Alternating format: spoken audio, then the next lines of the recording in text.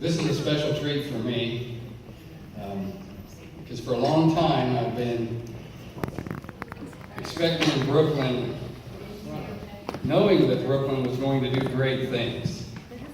When I first got here, that was 6 years ago.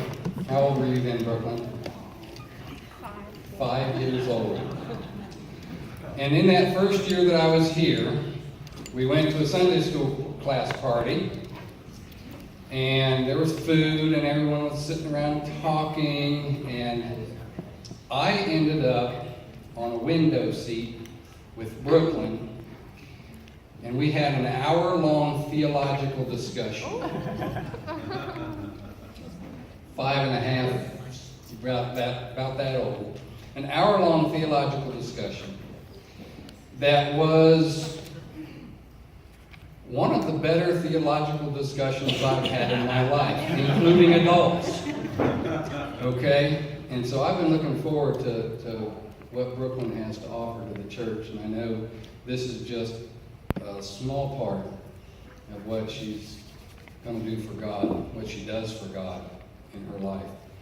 And so Brooklyn Johnson, she's going to talk to us about the major religions. How many did you get? 5? Yeah.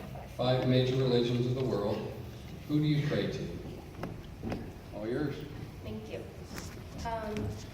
For my social studies project at school, I chose the topic, who do you pray to?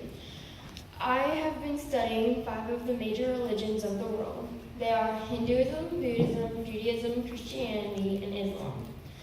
I wanted to find out about these 5 religions to broaden my knowledge on religious culture other than my own, which as you can see is Christianity. During my research for this project, I really got into it. So I decided to attend a Muslim prayer service and a Jewish Shabbat service at our local mosque and synagogue.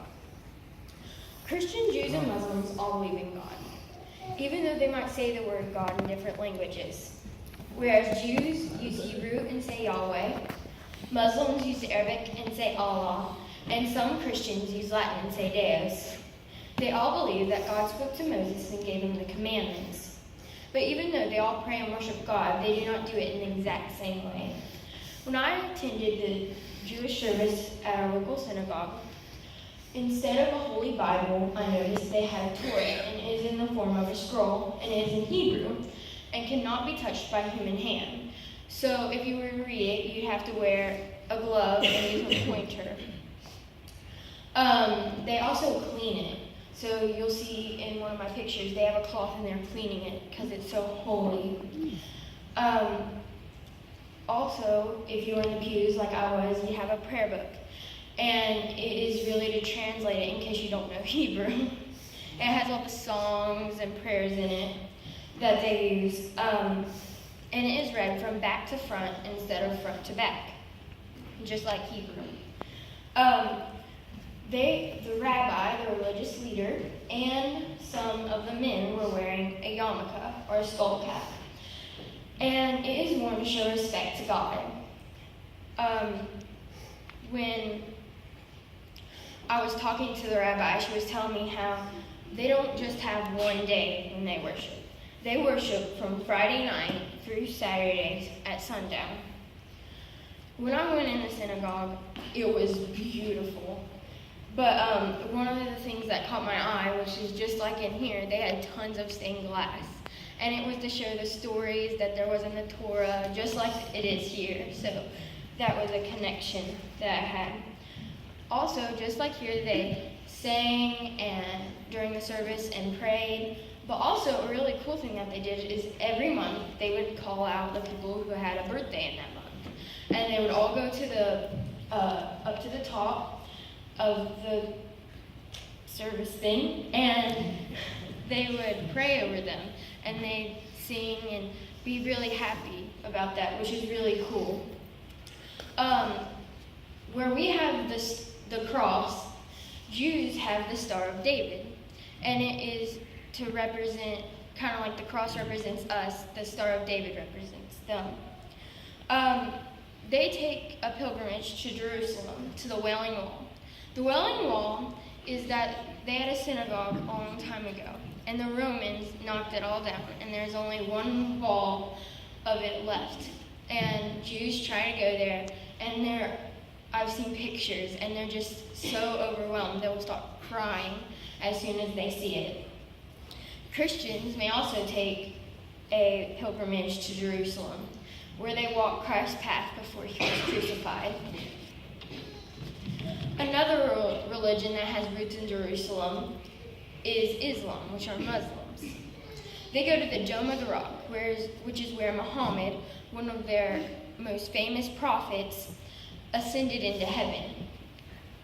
When I attended the mosque service on Friday about 1 o'clock, a lot of the kids weren't there because they were all in school, but I left a little early from school to go see it. And I met the women in the women's part of the dining hall, which is separated from the men. And they were telling me about the Quran, which is in Arabic. And it cannot be translated without losing its meaning. So it's really essential for them to learn how to speak Arabic so they don't have to translate it and then lose all of its meaning. They were showing me some of the kids' work on the walls, and it was showing me where the kids were trying to learn Arabic and writing it out, and they were telling me what it means, and they had pictures, just like we went in Sunday school. They had pictures of like what they thought the mosque looked like and stuff like that. Right before we went up to the service, they invited me to their potluck monthly dinner, which is really cool because we're doing one today, and it shows that they do one too. I mean, it's not a big difference from Christianity on how they act and stuff like that. When we were about to go up to the service, there were two different stairwells, one in our part, one in the women's part, and one in the men's part.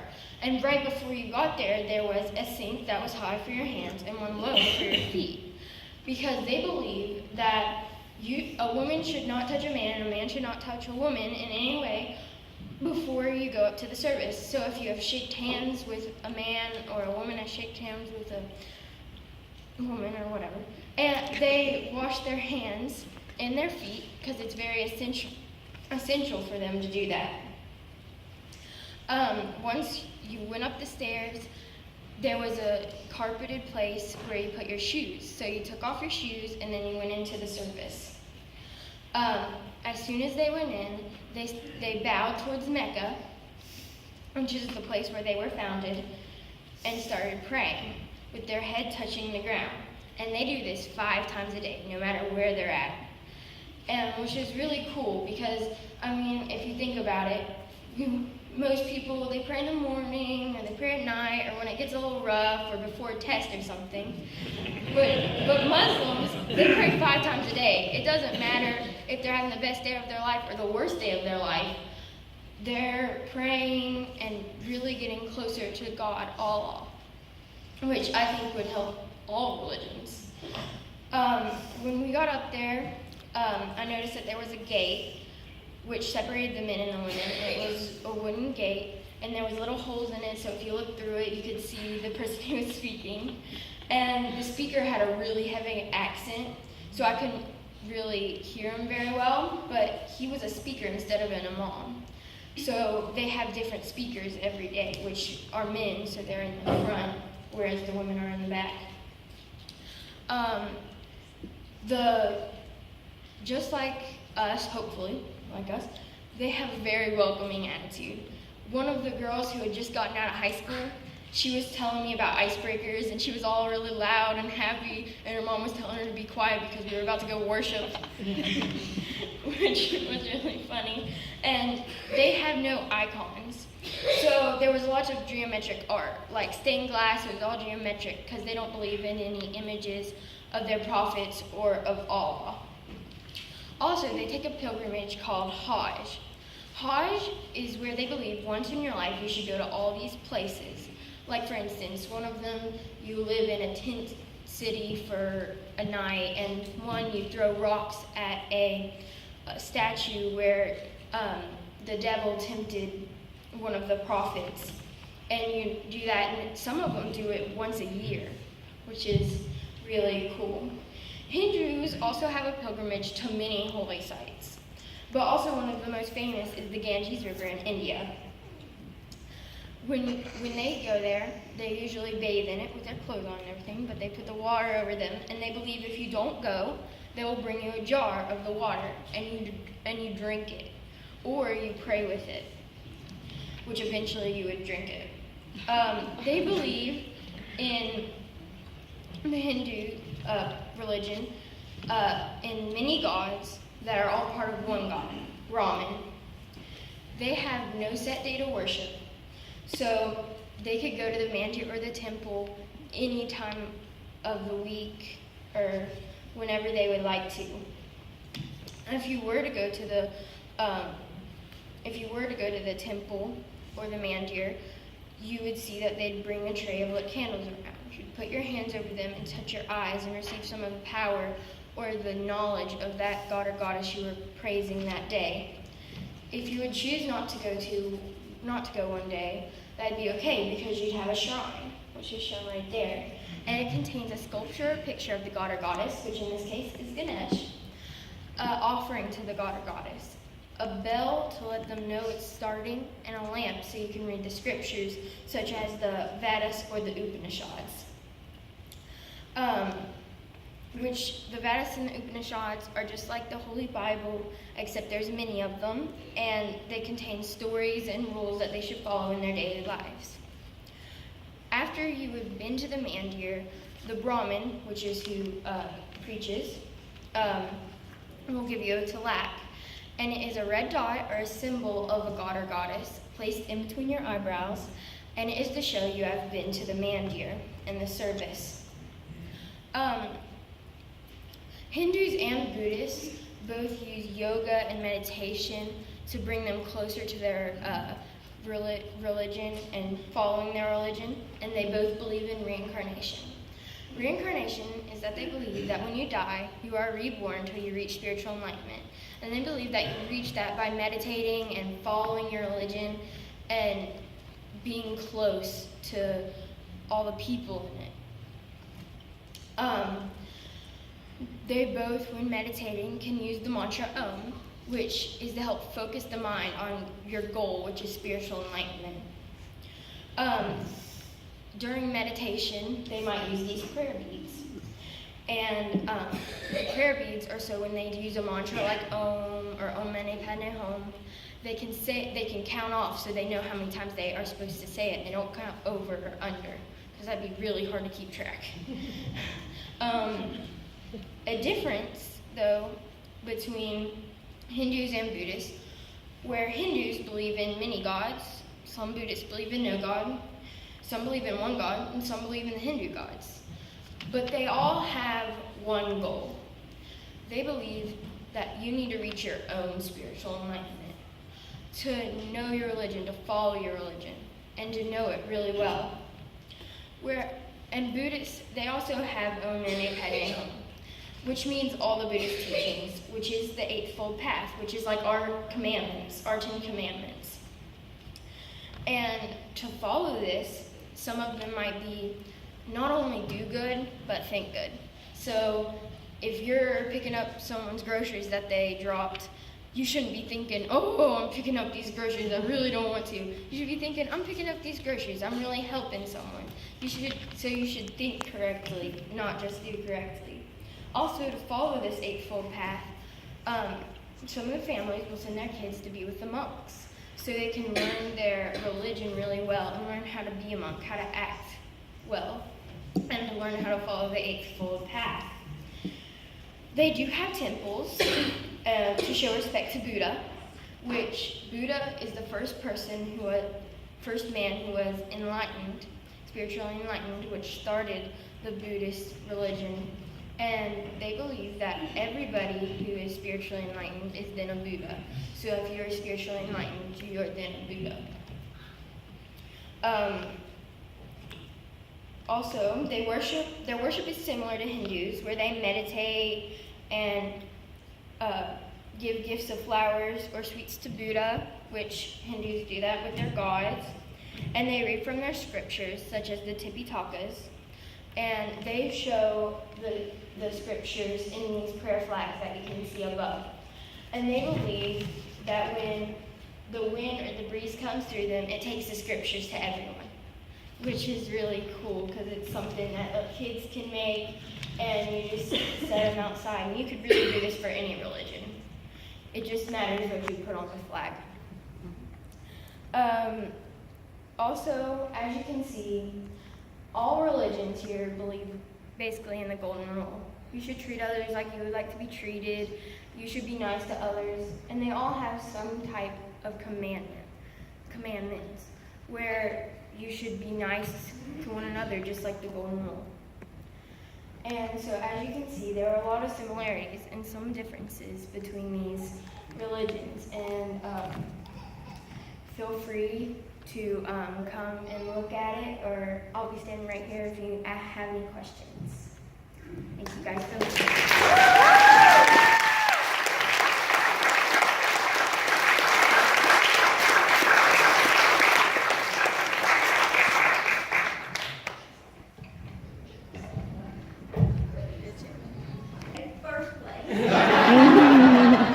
Tell them why. Because I wasn't as good as the other person. Humility, there we go. What was the number one person's topic that got first place? Do you remember? Yeah, it was on witchcraft.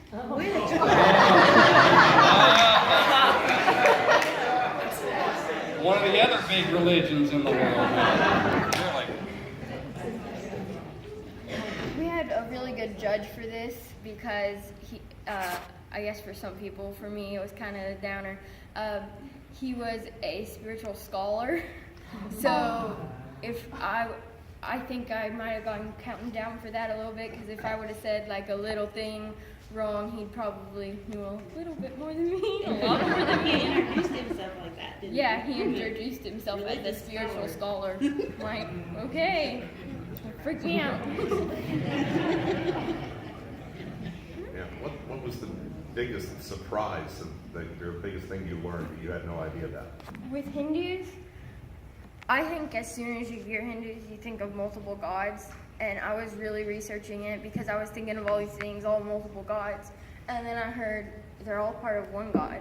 And so that was really, really cool because I was thinking all these gods when really it's kind of like us. Instead of, we don't have all these gods that are part of one God, but we do have one God. And they have one God also, which is really cool. And a lot of the similarities were cool. How were you able to, how was your experience planning to go to the different organizations, and how were you received? Oh, they were all really nice. Like I was telling you about when I went to the mosque, they were all really nice and welcoming. Just the same when I went to the synagogue. Actually, after the service at the synagogue, they had a little party for one of the women that was having a birthday, and they invited me to that, and they were showing me around, letting me take pictures of everything, which sadly my camera, I didn't notice, didn't have the card in it, but they would have been really nice. It still is. I noticed we'll get to Jacob just a second. When she was talking about her visit and said they were very welcoming, just like here, and then she stopped herself and she said, well, like we're supposed to be. And we all should be. So she found a welcoming in all the places that she visited, and it's like, we all should be welcoming in that way. Jacob, you had a question. How much time would you say you have spent studying this to make this project? Before I even started with all the pretty stuff, it took me about 4 weeks to get all the information, and then I had to figure it all out. I took the amount of time they gave us. I think it was 8 weeks, and I used up till the night before. So there was a lot of studying involved. Did you make all those flags, or did you buy them? I made some, and I printed out some, and Emma helped me make some of them. Very good. Go to Todd and Glenn. Todd? After you studied all these different religions, how did it make you feel about art? I think it made me feel really cool because once I looked at all the other religions and I was really thinking about it, I'm like, man, this had to come from somewhere because they all have something in common. So I'm not saying it all came from our religion. I'm just saying it's cool that they all tie in. So it made me think really highly of all the religions, I think. Glenn? If you could take one practice from any of the other religions that you studied on and could apply it to Christianity or this church, what practice would you like to see us adopt and why? I liked how Muslims pray 5 times a day. I thought that was awesome. Because as soon as they told me this, I had a face like this. And they looked at me and they were like, why? I'm like, because most religions, they pray in the morning and at night and maybe every now and then. But I thought it was cool that they had it to where they prayed 5 times a day, but they could also pray other times. But there were set times and everything. It was really cool. So maybe we can get that started. We'll pray 5 times, at least 5 times a day. How's that? We got, So, looking at all 5 of those together and seeing their similarities, what could you describe as the common thread that runs through all of them? Is there one word, one trait, one property they all? Like I said at the end, they all have the golden rule where they believe that they have some kind of scripture to be nice to one another. I think that's one of the main tie-ins that I think every religion has, really. What's everybody do? any other questions? Robbie? It's not really a question, it's just an observation of where you hear a lot of times you can't have religion in school, and this just proves the opposite, that you really can. As long as there's tests to be fair in school.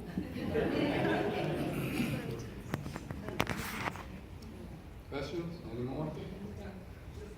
Derek? Maybe this is obvious, but just, all these places that you visit, all these different churches, religions, these are all here, right? Yeah. Yes, they were all in the Huntington, Barbersville area. I was going to go to Charleston to the Mandir for the Hindus, but my mom and I got sick, so I couldn't go. But yeah, all of them were in Huntington and Barbersville.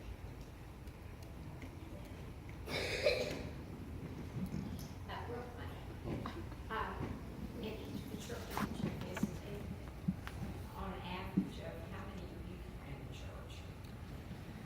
Well, with the mosque, it was during school, so there weren't a lot of kids. There were only one, like a little tiny baby, and then the high schooler, because it was very small congregation for the mosque. Since it was probably during school, I'd say there's more people on the weekends, and on Saturday, which is their main day of worship, and for the synagogue, I think I saw 2 other kids, but there was not a lot of kids. Yes, it's very small. I see another. Oh, Autumn?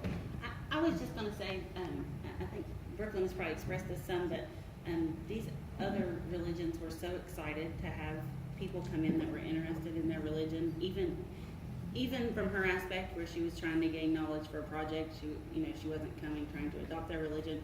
They were really excited that someone was interested in a positive way to hear about the way they worship God. And it was exciting to see how thankful they were for someone to be interested in them. And I think Brooklyn's done a really good job of opening people's eyes to see that we're not as different as we think we are. Mm-hmm. Oh, and I have one other thing to say. Mm-hmm. To prove that my mom did not do this project, when I was I asked her what I thought I should put on it, and she said a cross. And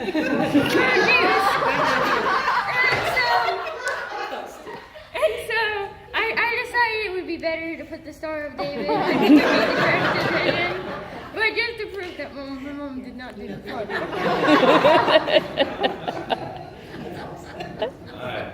I don't have a question, but I would like to say when we were at Missy's at a get-together, when Jamie first came here and Brooklyn was very young, I think it was you and not Sammy that said, "Oh, he's the prime minister there." Yeah, I said that. Now after today, I think we can say Brooklyn is the prime minister's assistant. Billy, you had something? I just think it's so cool. It's taught me so much. It's awesome to watch your kid grow and not to teach you not to be judgmental. Because I can tell you where I come from, I was a very judgmental person, and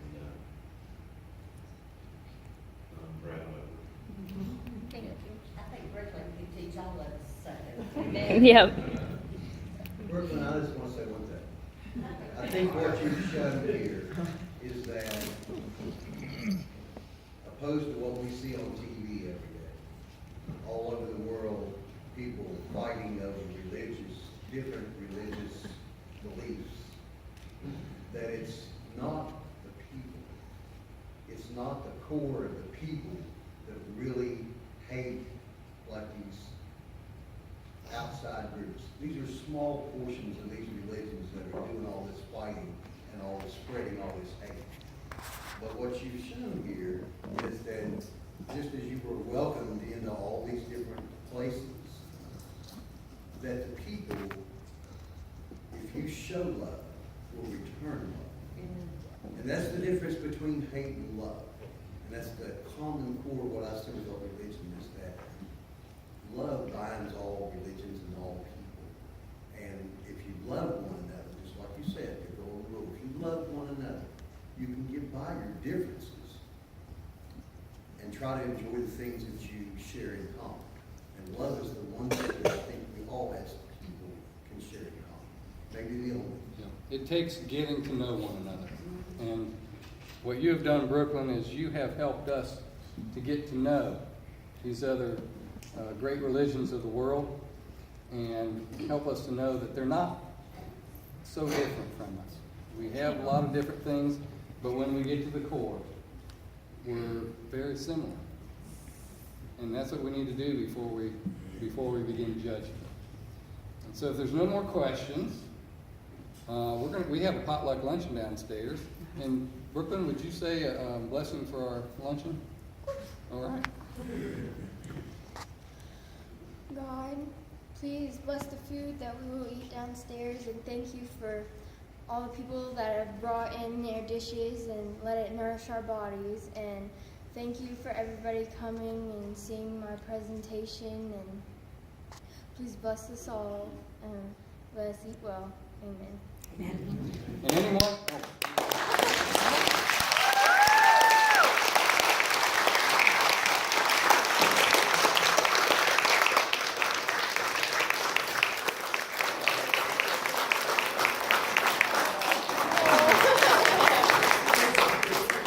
And anyone who would like to help clean up after the luncheon, your help would be appreciated.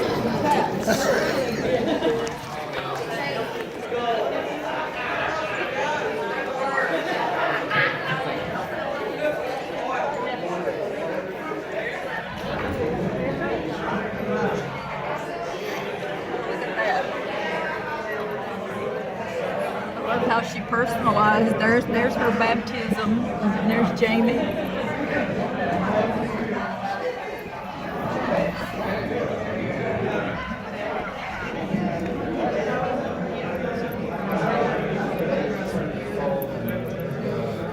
Good job.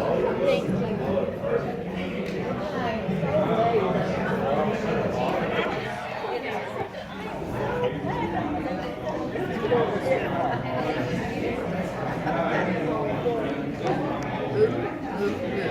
Good. Oh, yeah, that's obvious. Oh, yeah. That's amazing.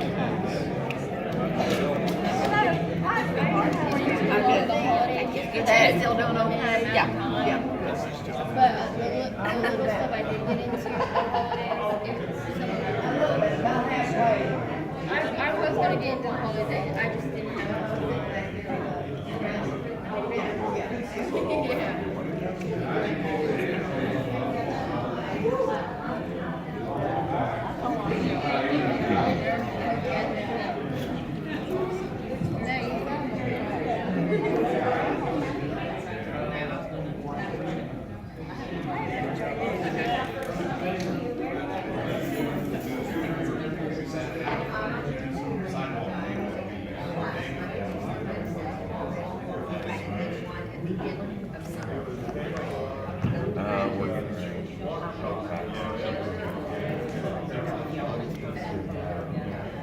Well, I said, Brenda, what are you doing? She's like, wow, you must have stuff like you out.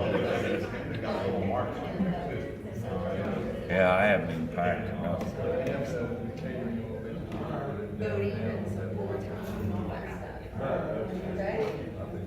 Yeah, I just have so much to till 1:30.